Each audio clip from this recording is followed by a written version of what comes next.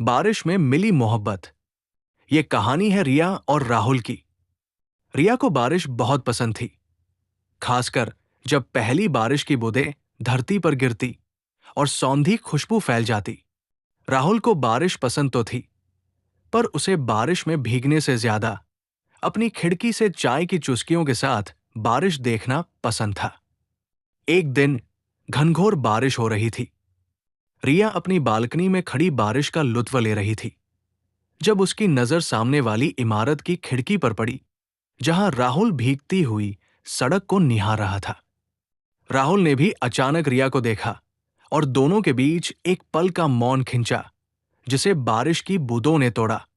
ये उनकी पहली मुलाकात थी, बिना एक शब्द कहे। अगले कुछ दिनों तक ये सिलसिला चलता रहा। बारिश होती तो दोनों अपनी अपनी खिड़कियों पर आ जाते। कभी हल्की मुस्कान का आदान प्रदान होता, कभी सिर्फ एक दूसरे को निहारते रहते। दोनों के मन में एक अनकही उत्सुकता पनप रही थी। एक शाम रिया घर से बाहर निकली और अचानक तेज बारिश शुरू हो गई। उसके पास छाता नहीं था। वो एक दुकान के शेड के नीचे खड़ी होकर बारिश थमने का इंतजार करने लगी। तभी एक छाता उसके सिर पर खुला। उसने ऊपर देखा तो सामने राहुल खड़ा था, जो उसे अपनी खिड़की से देखकर दौड़ा चला आया था। लगता है आपको बारिश पसंद है, राहुल ने मुस्कुराते हुए कहा।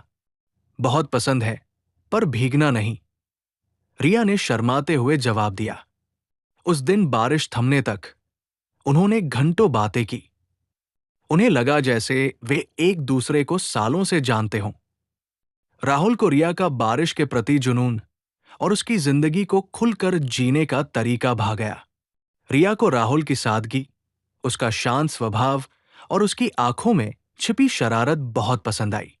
उनकी मुलाकातें अब सिर्फ बारिश तक सीमित नहीं रहीं।